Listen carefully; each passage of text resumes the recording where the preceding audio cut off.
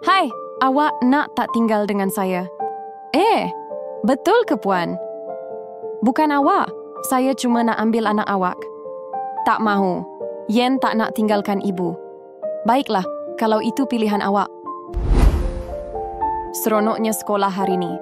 Betul tu, tak sabar nak masuk kelas Cikgu Norma. Ibu, boleh tak Yen masuk sekolah?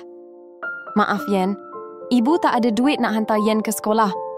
Tapi ibu, semua orang nampak gembira pergi sekolah.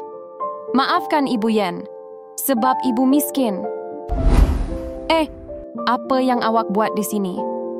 Puan, tolonglah ambil Yen jadi anak angkat.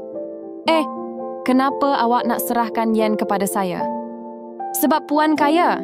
Saya yakin Yen akan lebih gembira dan boleh pergi sekolah. Ibu, Yen tak nak tinggalkan ibu.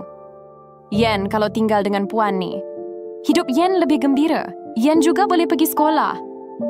Yen tak mau. Yen tak gembira kalau ibu tak ada dengan Yen. Baiklah, kalau macam tu, saya dah buat keputusan. Saya ambil awak berdua untuk tinggal dengan saya. Betul ke puan?